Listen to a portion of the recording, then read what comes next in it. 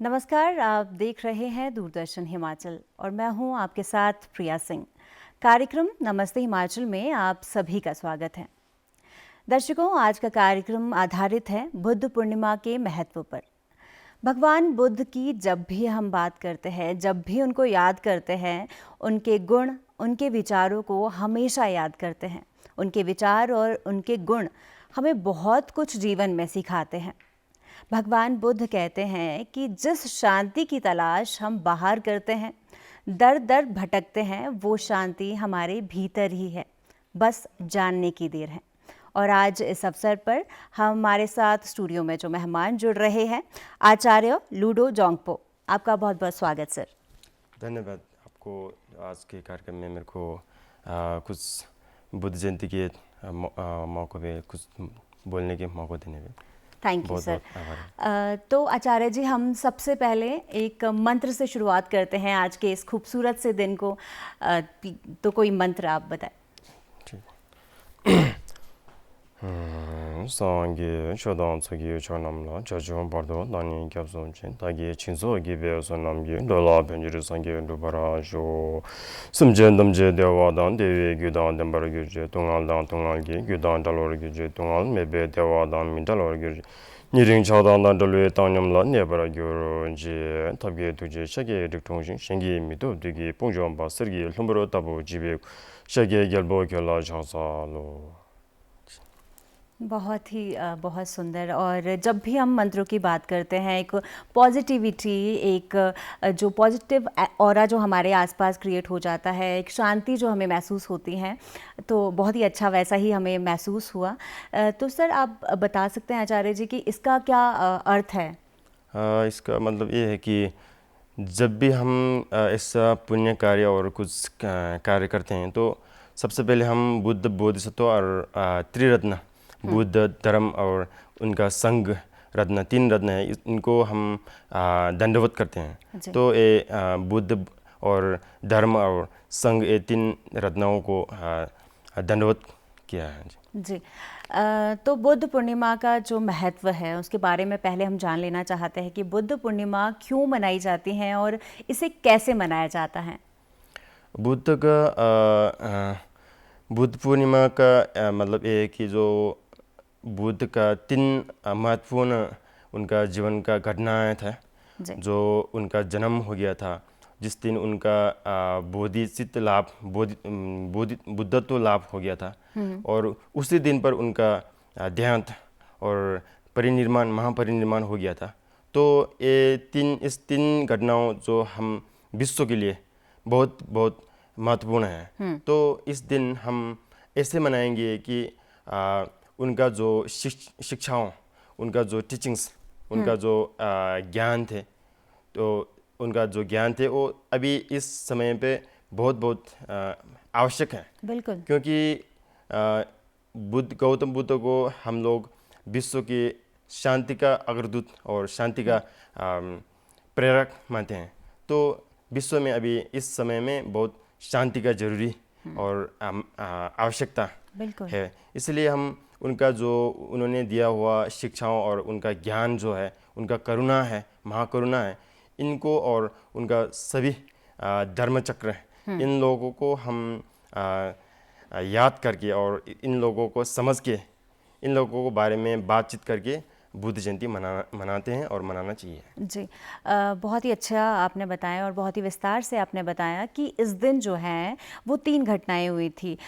एक आपने बताया कि बुद्ध भगवान जी, गौतम बुद्ध जी का जन्म हुआ, और दूसरा इसी दिन उन्हें बोधि लाभ किया। हाँ जी, और साथ ही में मृत्यु भी जो उन्हें इसी दिन मिली। जैसा हमने कहा कि बुद्ध पूर्णिमा है उसका महत्व तो बहुत बहुत ज़्यादा है। तो इस दिन को किस तरह से मनाया जाता है? ख़ासतौर पर अगर हम हिमाचल की बात करें, वैसे तो पूरे देश में, विदेश में बुद्ध पूर्णिमा को मनाया जाता है, पर ख़ासतौर पर अगर हिमाचल की बात करें तो यहाँ पर किस तरह से मनाया जाता है? पूरी दिनचर्या क्या रहती है? हमारा ऐसा संस्कार ऐसा है कि बुद्ध पूर्णिमा के दिन उनका जो समझना में, उनका जो उसमें हम पूजा पाठ करते हैं। शुरू में तो सुबह में उनका पूजा पाठ करते हैं और घना चक्र चढ़ाते हैं, और फिर दिन में उनका जो शिक्षा दिया है उसके बारे में बातचीत करके, इधर वक्तित्व कलाओं को आयोजन और उनका बारे में जो उनका शिक्षा थे उनका बारे में डिस्कस करके, तो और मंदिर में पूजा पाठ करके सभी जमा होके फिर उनका जो कृपा है, उन्होंने जो काम किया है विश्व के लिए, उसको समझ के याद करके हम मनाया जाता है। मतलब उनके जो गुण हैं, उनके जो विचार है, विशेषता है, इस दिन उनको याद किया जाता है, वो पूरी बातें उनके की जाती हैं, सभी को वो विचार बांटे जाते हैं और अभ्यास करने में प्रेरित करते हैं जी उनका जो ज्ञान। जी तो हम वास्तव में एक बार समझ लेना चाहते हैं कि जो गौतम बुद्ध जो थे वो कौन थे। गौतम बुद्ध ऐसा है कि जो पूतगल बोलते हैं हम, जिन्होंने समझ लिया, जीव जगत को जैसा है वैसा ही समझ लिया, इसको हम बुद्ध कहते हैं। जो उसने बूझ लिया, समझ लिया, जैसा है उसे समझ लिया, और जिन्होंने अपना सारे क्लेश शुद्धि करके वो चीज़ों को, वस्तुओं को प्रकृति जो है, उसका नेचर जो है, उनका समझ लिया। समझ कैसे लिया बोले तो सत्य तरीके से समझ लिया। क्योंकि जो आम लोग, हम लोग हैं, हमारे मन में क्लेश होता है, तो हम बुद्ध नहीं हो पा रहे हैं। तो जिन्होंने अपना क्लेश सब शुद्धि करके, क्लेश शुद्धि करके समझ लिया, तो सत्य समझ लिया, सत्य को समझ लिया।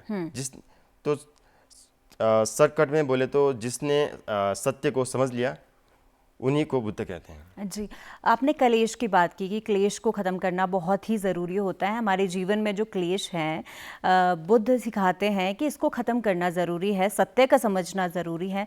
तो क्लेश को कैसे ख़त्म किया जा सकता है? क्लेश को ख़त्म करने के लिए तो अपना मन को अभ्यास करना पड़ता है। मन को अभ्यास करने के लिए बुद्ध ने 84,000 धर्मस्कंद, धर्म का पुंज, इतना ज़्यादा धर्म का मार्ग दिखाया है। तो जो उन्होंने मार्ग दिखाए, उन मार्ग को हम अभ्यास करके खुद का मन को शुद्धि कर सकते हैं। तो उसके बाद क्लेश निर्मूल हो जाते हैं, निर्मूल हो जाते हैं। हम अष्टांगिक मार्ग की आप बात कर रहे हैं, यहाँ पर जो मार्ग की आप बात कर रहे हैं उसके बारे में हम जानेंगे, पर उससे पहले हम जान लेना चाहते हैं कि जो भगवान बुद्ध हैं, उनकी जीवनी कब उन्हें बोध हुआ कि वो अध्यात्म के लिए बने हैं, इसके बारे में भी आप हमें बताएं।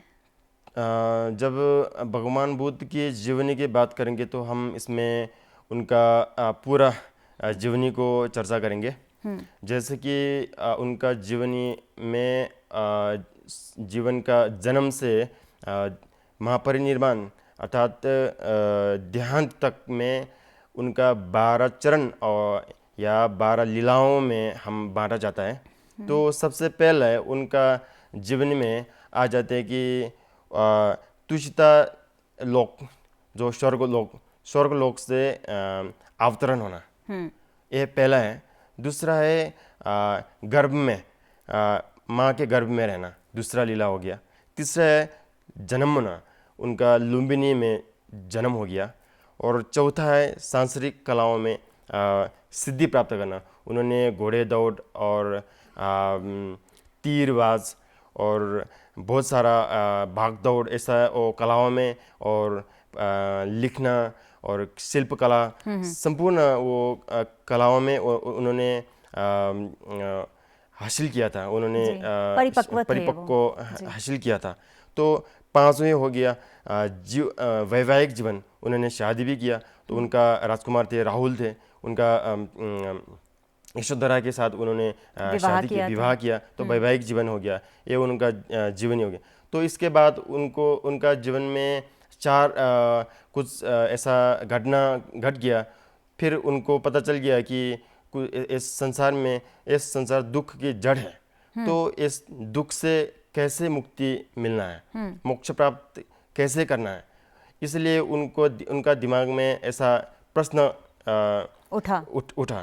तो उन्होंने इसका उत्तर ढूंढने के लिए गृह त्याग कर दिया। तो ये हो गया छठवीं लीला हो गया उनका, गृह त्याग करके महाअभिनिष्क्रमण, वो घर गृह त्याग करके तपस्या करने के लिए, है ना।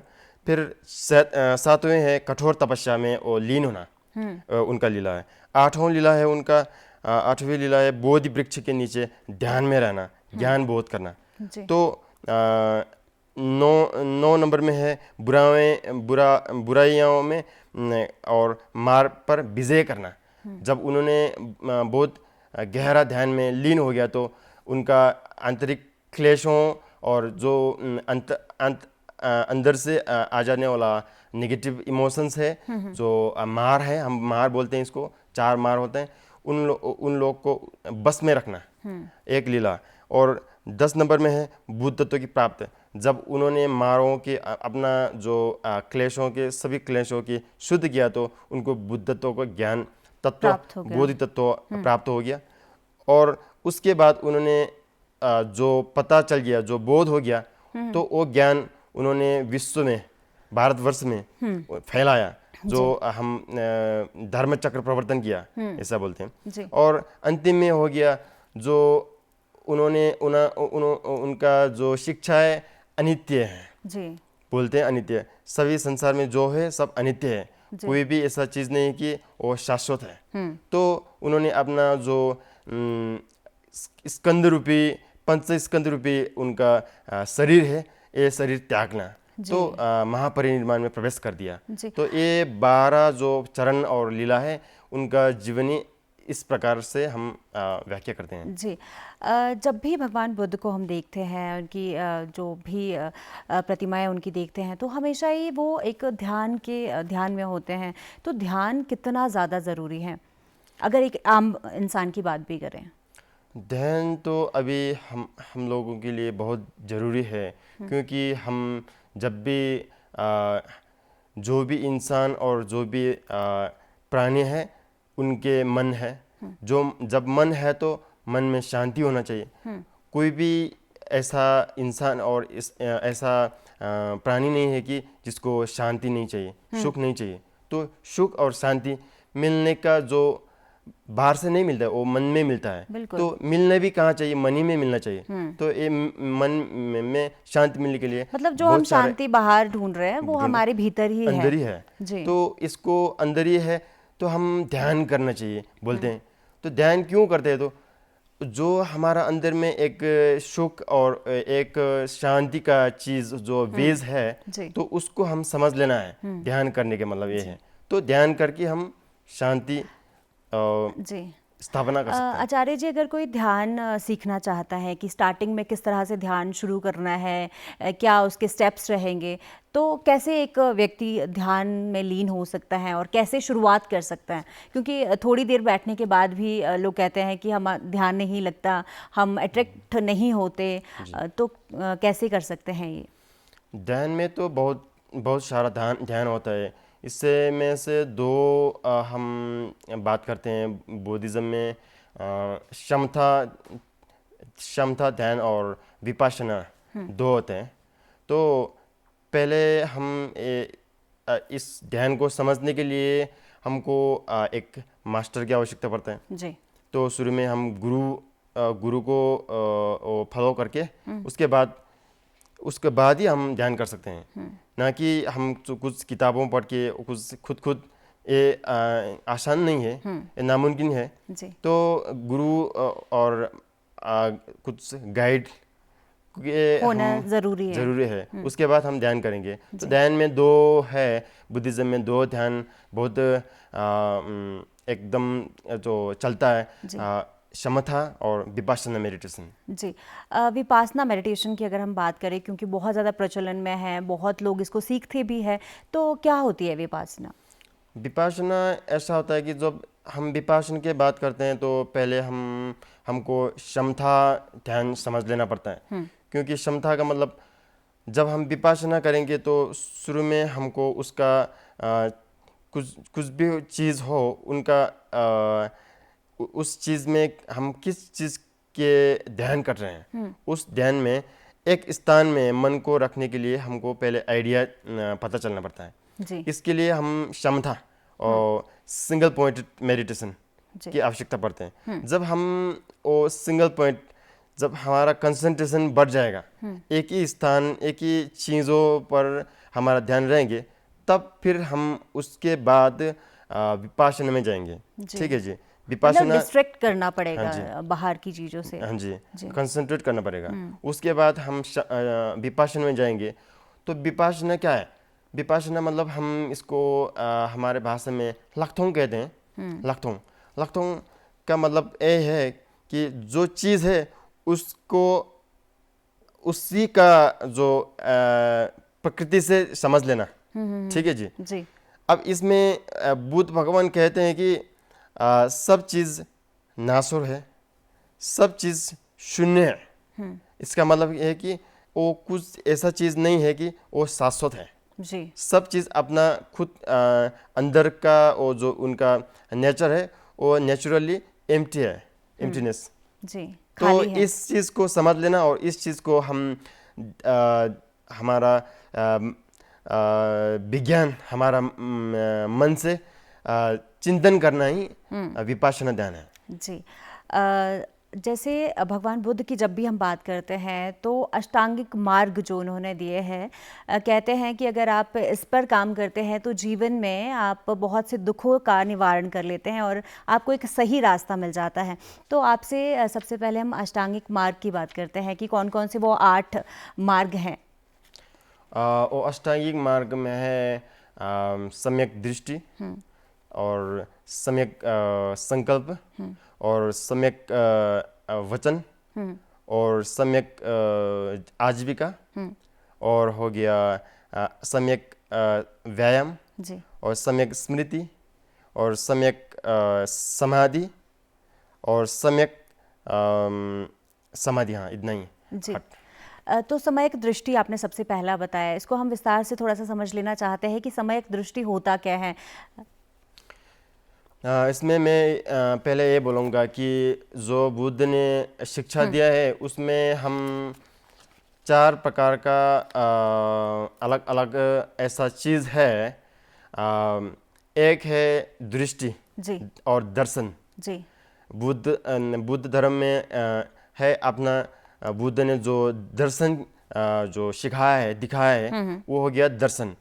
और उसमें दूसरा में आएगा भावना। भावना क्या करना चाहिए। जी उसके बाद में आएंगे चार्य। चार्य के हमारा चर्य कैसा होना चाहिए। उसके बाद मिलेंगे फल। फल, उसके बाद फल क्या मिलेगा, ये चीज़ बुद्ध ने बताया है। जब दृष्टि की बात करेंगे तो हम बुद्ध धर्म में दृष्टि ये है कि प्रतीत समुत्पाद की दृष्टि, जी कि सब चीज़ ऐसा होता है कि ऐसा नहीं है कि जो हेतु का बिना हो जाता है, मतलब बिना कारण के बिना कुछ कारण नहीं के होता। कुछ चीज़ ऐसा नहीं है। तो सब चीज़ एक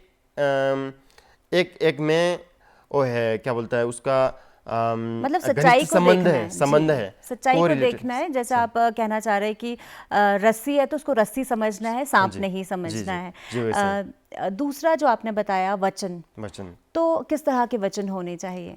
वचन ऐसा होना चाहिए कि जो झूठ नहीं होना चाहिए। तो इसमें पंचशील का बातें आता है। पंचशील में झूठ ना बोलना, हिंसा ना करना, ऐसा कुछ 5 नियमों है, आचार संहिता है। ऐसा ही ऐसा है कि दूसरों को हानि नुकसानी नहीं पहुंचाना है। तो इसमें अपना मन से नहीं करना है, दूसरा को बुरा नहीं सोचना है, अपना शरीर से दूसरों को बुरा नहीं करना है। और ऐसा होता है कि और अपना वचन से दूसरे को बुराई नहीं करना है। वचन में इस सम्यक वचन में यह आता है कि अपना वचन से, वाक से और हानि नुकसान नहीं पहुंचाना। जी और सही जो सम्यक संकल्प है वो क्या होता है। सम्यक संकल्प ये है कि हमारा जो क्लेश है उस क्लेशों को हम शुद्धि करने के लिए हम अपने तत्पर विचारों को, रहेंगे। जी, विचारों को भी शुद्ध करना चाहिए। विशुद्ध करने संकल्प के लिए ऐसे संकल्प होने करेंगे। चाहिए। जी आजीविका क्या होती है।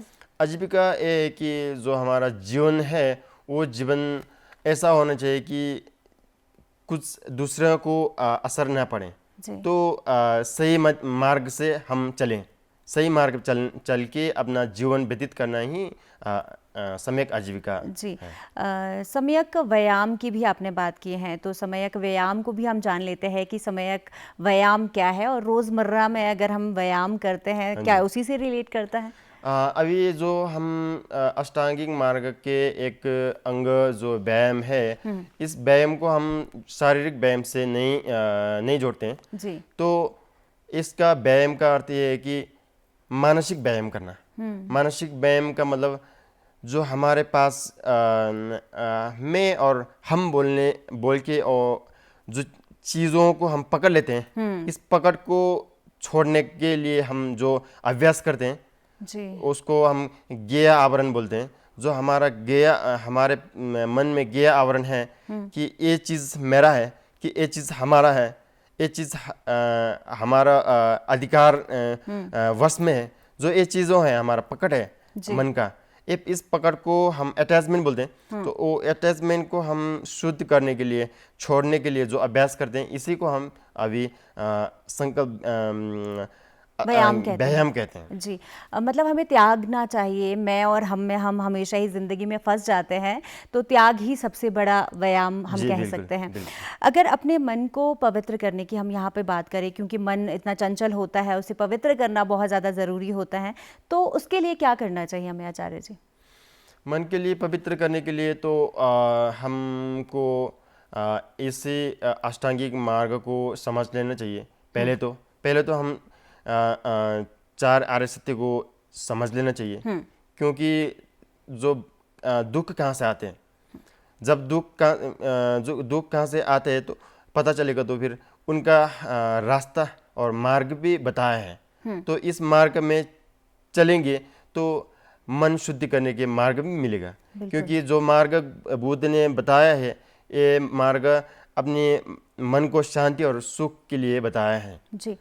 आचार्य जी, आपने चार आर्य सत्य की बात की, तो आर्य सत्य क्या है?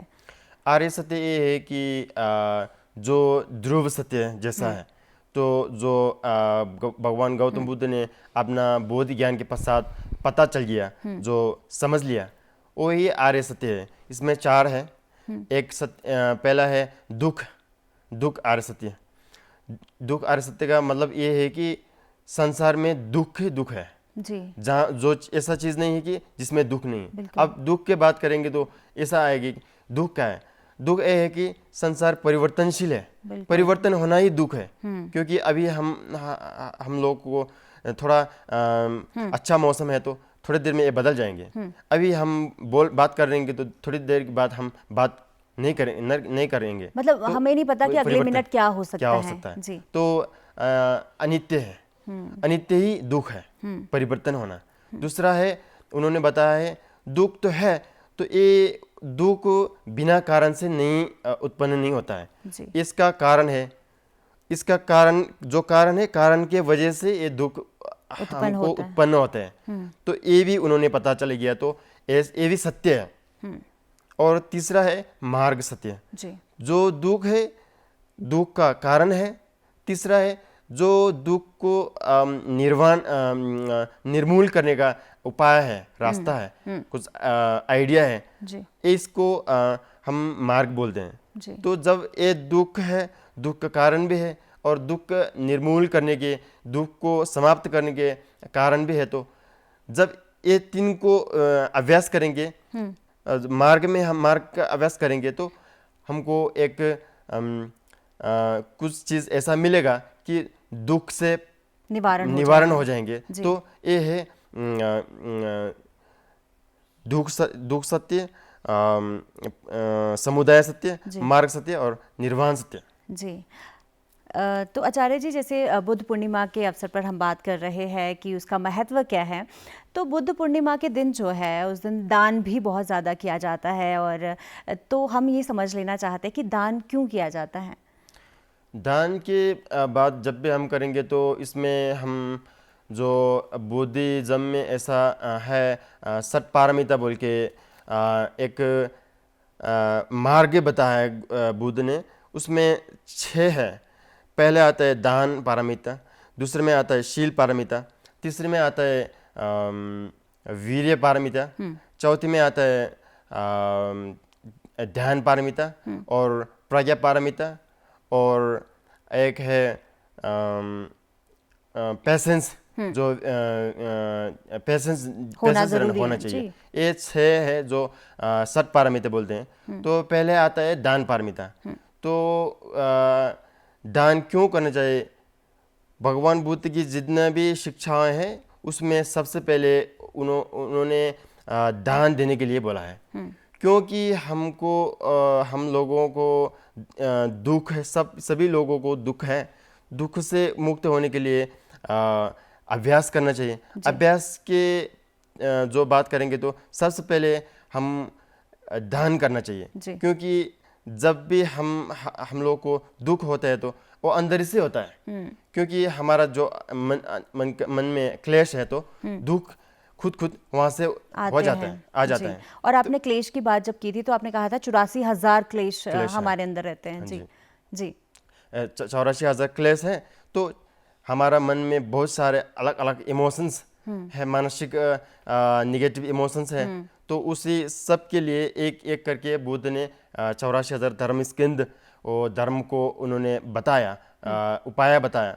तो इसमें एक दान भी है। तो दान, क्योंकि दान का मतलब यह होता है कि कुछ चीज़ में अपना पकड़ छोड़ लेना, अपना जो हम लालची होता है हमारा मन में, इस चीज़ को छोड़ देना। जब लालची रहेगा तो वो ये हो गया, एक क्लेश बढ़ता जाएगा। तो अपना है, ये मेरा है, और ये हमारा है, ये मैं है, ऐसा हो जाएगा। तो अटैचमेंट बढ़ गया। त्याग की भावना हमें होनी चाहिए, अटैचमेंट नहीं होनी चाहिए किसी भी चीज से। हाँ जी, जो त्याग करने के लिए हम पहले दान करना चाहिए, इसलिए दान बहुत ही ज़रूरी माना जाता है। जी, ब्रह्मचर्या की थोड़ी सी हम बात कर लेना चाहते हैं। जब भी हम किसी बुद्धिस्ट को देखते हैं तो ब्रह्मचर्या जो इन्होंने धारण करी होती है, एकदम स्ट्रांगली वो उसको धारण करते हैं, पूरी निष्ठा भाव से सुबह से शाम तक की जो दिनचर्या रहती है उसको निभाते हैं और पूरी ज़िंदगी ब्रह्मचर्या में रहते हैं। तो इसके बारे में भी हम आपसे समझ लेना चाहते हैं। जी बिल्कुल, इसमें ब्रह्मचर्य की बात जब भी हम करेंगे तो ये है, जब बुद्ध ने अपना शिक्षाओं दे दिया, इसमें 3 भाग में बांटा जाता है। तो उसका जो उनका शिक्षाओं है, 3 त्रिपिटक कहते हैं। त्रिपिटक में 3 भाग है, एक सूत्रांत्र पिटक है, एक विनय पिटक है, और एक अभिधम्म पिटक है। जब जितना भी उनका शिक्षाएं है, ये 3 भागों में बांटा जाता है। तो जब विनय पिटक की बात करेंगे तो उसमें आचार संहिता, जो जिसको मोक्ष प्राप्त करना है उनको कैसा आचार संहिता और कैसा अनुशासन को आवश्यक है, इस बात उन्होंने उसमें सूत्र विनय पिटक में कहा गया है। उसमें जब विनय पिटक की बात करेंगे तो पंचशील के बाद आएगा। तो पंचशील में चोरी ना करना, हिंसा ना करना, झूठ ना बोलना और व्यभिचार ना करना और नशा ना करना, ये 5 चीज है जो आचार संहिता, बौद्ध धर्म का आचार संहिता है। इसमें से एक आता है वो व्यभिचार ना करना और ब्रह्मचारी का पालन करना। तो इस किस्म से उन्होंने जो ब्रह्मचारी का पालन करने के लिए बोला है वो इससे संबंधित है। जी, आपके अगर जीवन की बात करें तो आप लोगों का जो जीवन है वो एकदम डिसिप्लिन के साथ रहता है। सुबह से शाम तक का जो दिनचर्या रहती है उसमें कैसे कितने बजे से शुरुआत हो जाती है? मेडिटेशन रहती है पहले या पूजा की जाती है, क्या कुछ रहता है? सुबह में अभी तो 5 बजे के है, 5 बजे उठना है और उसके बाद में प्रे करना है, पूजा पाठ करना है। उसके बाद फिर पढ़ाना होता है और उसके बाद फिर खान पान का है। उसके बाद फिर से क्लास पढ़ाना है, फिर हम लोग पढ़ाना है, फिर स्टूडेंट लोग पढ़ना है, फिर उसके बाद फिर प्रे करना है और ध्यान भी साथ साथ हो जाता है जी। आचार्य जी, एक और बात आपसे समझ लेना चाहते हैं हम कि बहुत बार कहा जाता है कि जब भगवान का नाम लिया जाता है या पूजा की जाती है तो आप एकदम एक स्थान पर बैठ जाइए, फिर नाम लीजिए। पर हमेशा हम देखते हैं कि जो बुद्धिज़्म है, बुद्धिस्ट जो होते हैं, वो चलते हुए भी अपनी माला का जाप करते हैं, मंत्रों का उच्चारण करते हैं। तो भगवान को मतलब कभी भी याद किया जा सकता है? हाँ जी, कभी भी भगवान को याद कर सकता है। और बुद्ध भगवान ने ऐसा किया है कि जो भगवान है वो सभी जगहों में है और खुद में भी है। इसलिए वो भगवान के लिए कुछ ऐसा समय नहीं चाहिए कि स्पेशल समय नहीं चाहिए, जब भी आप कर सकते हैं। जी। तो हम आपसे आचार्य जी ये भी जान लेना चाहते हैं कि उपोषित जो होता है वो क्या होता है? उपोषित ये है कि जो भगवान बुद्ध ने मोक्ष प्राप्ति के लिए 3 पिटक, त्रिपिटक और त्रिशिक्षा करके है। त्रिशिक्षा में अधिशील, अधि समाधि और अधि प्रज्ञा, शील, समाधि और प्रज्ञा का बात होते हैं। तो जो उन्होंने शील का बात किया तो उसमें अष्टशील और पंचशील, और उसके बाद में फिर प्रवज्ञा होना, और उसके बाद में फिर श्रमणेर होना, उसके बाद फिर भिक्षु होना। ये बहुत सारे उनका आचार संहिता में शील का विषय में, शील का शिक्षा में है। तो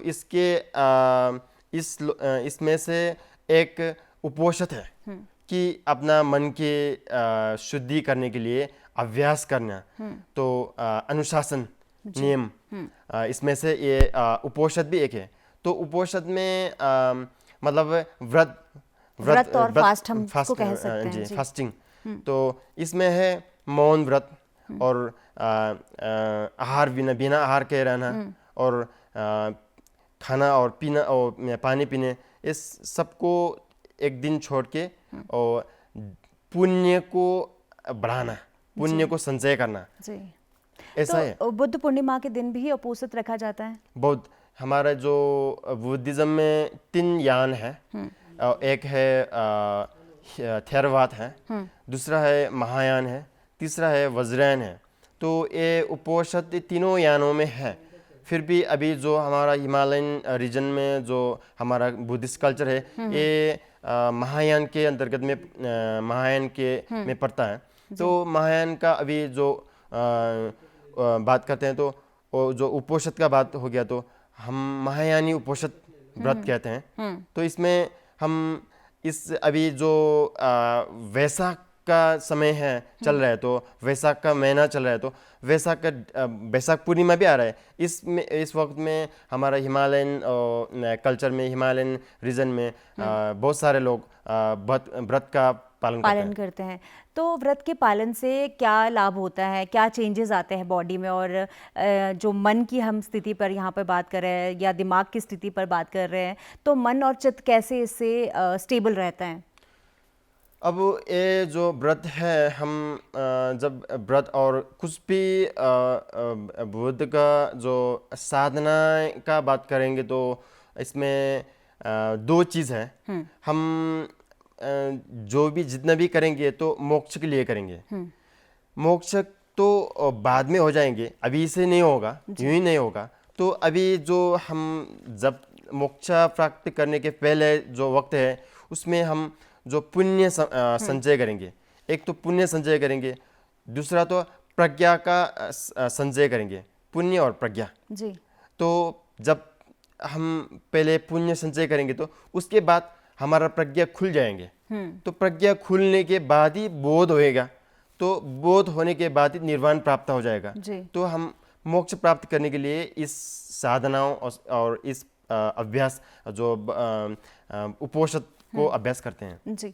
हमने क्लेशों पर बात की, हमने दुख पर बात की, तो हम चाहते हैं कि हम खुशी पर भी बात करें कि जब हम ब्रह्मचर्य अपनाते हैं या हम अष्टांगिक मार्ग को अपनाते हैं, तो हैप्पीनेस जो है वो बहुत ज़्यादा इम्पॉर्टेंट है। किसी की भी लिए, अगर हम आम पर्सन की भी बात करें, तो खुशी को कैसे लिया जा सकता है ज़िंदगी में? और सबसे पहले ये जान लेते हैं कि खुशी क्या होती है। खुशी तो अपना ही स्वयं का एक एहसास है। खुशी बाहर ढूंढने की आवश्यकता नहीं है। खुशी अपने आप खुद में भरा है, हम सभी लोगों में भरा है खुशी और करुणा और ये सब चीज़ हम खुद में है। अब ये है कि हमारा क्लेश और वासना ज़्यादा हो गया, तो इस चीज़ों से खुशी को ठगा गया है जी। तो वो अपना उनका स्वयं का जो एक प्रकृति है, तो मन का प्रकृति एक खुशी से भरा हुआ है जी। ऐसा है। जी, तो जब हम आपकी बात कर रहे हैं, आपके जीवन की बात भी थोड़ी सी कर रहे हैं, तो जैसे बुद्ध पूर्णिमा है, तो भगवान बुद्ध को जब याद किया जाता है तो किस तरह का भोग उन्हें लगाया जाता है? मोस्टली कहा जाता है कि मटेरियलिस्टिक चीज़ें जो है कि धूप, फूल, ये भी ज़रूरी होता है, या मन से ही याद करना, मंत्र जाप करना, ये ज़रूरी होता है? इसमें दोनों है, और मन से उनका जो कृपा है, उनका जो गुण है, उनको समझ के और उनको हम मन से ध्यान अभ्यास करके भी उनका मनाया जाता है।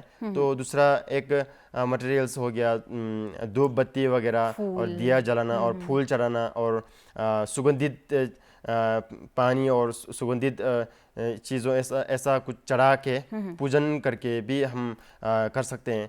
तो तीसरा है मन से और शरीर से और वचन से उनका पूजा करना और उनका जो गुणों को याद करना। बड़ी स्पीच एंड माइंड्स, शरीर से हम दंडवत करके, ढोक करके, और वचन से उनका जो श्लोक है, स्तोत्र वगैरह है, और ये जप करके मंत्र है। और तीसरा है मन से उनका जो क्वालिटीज़ है, उनका जो काया वकसित का जो उनका गुण है, उन चीज़ों को हम याद करके फिर मनाया जाता है। जी, गुण की और मंत्रों की आपने यहाँ पर बात की है, तो हम कोई श्लोक या कोई मंत्र आपसे सुन लेना चाहते हैं।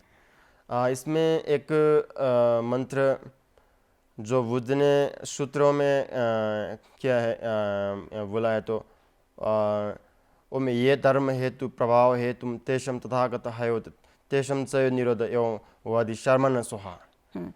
इसका अर्थ भी जान लेना चाहते हैं। इसका ये है कि सभी चीज़ कारण से उत्पन्न हो गया है, तो उस कारण बिना कारण कुछ चीज़ को उत्पन्न नहीं होता है। तो उसका कारण भी उन्हीं को पता है जो महाश्रमण है। तो महाश्रमण का अर्थ है कि बुद्ध को पता है। जी, जब इस श्लोक की हम बात कर रहे हैं, मंत्रों की बात कर रहे हैं, तो मंत्र उच्चारण से कितना चेंज आता है ज़िंदगी में, बॉडी में, और मन की शांति के लिए कितना ज़रूरी होता है? मंत्र का महत्व ऐसा है कि जब बुद्ध ने अपना ज्ञान के पश्चात शिक्षा दिया, तो दो भाग में बांटा जाता है। एक है सूत्र, एक है तंत्र। तो ये मंत्र हो गया तंत्र के संबंधित है। तो सूत्र है जो नॉर्मल उनका जो आम लोगों के लिए शिक्षा दिया है। एक है तंत्र दिया है, तंत्र का शिक्षा। तंत्र में होता है मंत्र, विभिन्न किस्म का वो मंत्र वगैरह होता है, अलग अलग भगवान का अलग अलग इष्ट देवों का जप करना। तो ये है एक लंबी जो शिक्षा है, तो उसका अभ्यास करके फिर मोक्ष प्राप्त करना और जो अपना फल प्राप्त करना। दूसरा है एक मंत्र के तरफ, और मंत्र के तरह से हम मोक्ष और शांति को स्थापना और शांति को हम ये करना, शांति स्थापना करना। तो मंत्र जल्दी, इसका जो मंत्र के जो शक्ति है, तो ये जल्दी एकदम से वो शांति मिलना और एकदम से फल प्राप्त करने के लिए होता है। तो मंत्र के बाद जब करेंगे तो उसमें अधिष्ठान होना चाहिए, उसमें जब दीक्षा होना चाहिए, अभिषेक करके जब गुरु ने हम लोगों को अधिष्ठान करेगा और उसके दीक्षा देंगे, तभी वो उस मंत्र को हम जप करने के बाद ही मंत्र को फल मिलेगा। तो मंत्र ये होता है। मंत्र बहुत ज़्यादा ज़रूरी है। आचार्य जी, हम आपसे ये भी जान लेना चाहते हैं कि बहुत बार देखा जाता है कि बहुत से लोग दुखी रहते हैं, बहुत ज़्यादा टेंशन में रहते हैं, और तो उनके लिए भगवान बुद्ध का कोई ऐसा विचार जो उनकी ज़िंदगी में खुशियाँ लेकर आए, संसारिक बहुत ज़्यादा हो जाते हैं जी, उनके लिए कोई ऐसा संदेश? इसमें एक श्लोक मैं बताऊंगा। उन्होंने बोला है कि दिक्पचियंग मिजासिंग यो फुंसु सोपजे रंगी सिमने योंसु दिन संगे तेंबाइन। इसका मतलब ये है कि ऐसा कुछ ऐसा न करें कि जो अपन अकुशल कर्म है, अकुशल कर्म को ना करें, दिक्पचियंग मिजासिंग, और जो कुशल कर्म है उसके संचय करें। और यही भगवान बुद्ध की मार्ग है, इसी को हम पालन करना चाहिए जी। जैसे संदेश की आपने बात की, तो बुद्ध पूर्णिमा की हम बात कर रहे हैं यहाँ पर। कोई ऐसा गुण जो हमेशा ही एक व्यक्ति को याद रखना चाहिए, भगवान बुद्ध की कोई ऐसी बात जो हमेशा ही जीवन परिवर्तन करने के लिए, या बुद्ध पूर्णिमा के दिन जो आपने कहा कि गुण का याद किया जाता है, विचारों को याद किया जाता है, और आप लोग भी जो आपके स्टूडेंट होते हैं उनको खासतौर पर बुद्ध पूर्णिमा के दिन वो बात बताते ही हैं कि भगवान बुद्ध ने ये कहा है? करुणा। जो करुणा है, और भगवान महाकरुणिक भगवान बुद्ध ने करुणा के बाद बहुत प्रस्तुत किया है। तो करुणा जो है, दूसरों को हम भलाई चाहना और दूसरों के लिए सोचना और दूसरों को अच्छा करना, बुरा ना करके अच्छा करना करुणा है। तो करुणा होना चाहिए सबको जी। कार्यक्रम के अंत में हम आपसे एक और मंत्र के साथ इस कार्यक्रम का अंत कर देना चाहते हैं। सोनम दी थमजी जिगबानी थोपने नेबेटानम फमजिसिंग केगा नशिं भलोंग ठुबै सिबे सोले ठो ठोलो शो। इसका मैं अर्थ भी बोलना चाहता हूँ। तो जब भी हम कुछ बुद्ध के और बुद्ध धर्म और जो धर्म की बात करेंगे, तो इसमें एक किस्म का पुण्य संचय हो जाता है। तो क्योंकि सद्धर्म के बात जब करेंगे तो उसमें पुण्य का बात होता है, तो पुण्य संचय होता है, जमा होता है। तो उन पुण्यों का हम संपूर्ण प्राणियों भी साथ साथ हम खुद भी बुद्धत्व के लाभ करने के लिए इस किस्म का और इस प्रकार का जो पुण्य है सभी को बांटना ही पुण्य अनुमोदन और परिणामना कहते हैं। तो इसको हम अभी प्रस्तुत किया जी। तो आचार्य जी, आप कार्यक्रम में आए, आपका बहुत बहुत धन्यवाद। बहुत सारी जानकारी आपने कार्यक्रम में दी, आपका बहुत बहुत धन्यवाद सर। आपको और आपका टीम को भी मेरे को हमको इधर कुछ शब्दों बुद्ध जयंती के इस पावन अवसर में बोलने के लिए मौका देने के लिए आप और आपका सभी टीम को भी हम और मैं और हमारा मंदिर ध्वज डाक थुप्तेन ध्वज डाक के ओर से और सभी जो अभी इस कार्यक्रम देख रहे हैं सभी लोग को भी 2568 बुद्ध जयंती का शुभकामनाएं, ढेर सारे शुभकामनाएं जी। आपको भी ढेरों सारी शुभकामनाएं आचार्य जी। तो इसी के साथ ही कार्यक्रम यही समाप्त होता है। कल आपसे फिर मुलाकात होगी एक नए विषय के साथ। तब तक के लिए नमस्कार।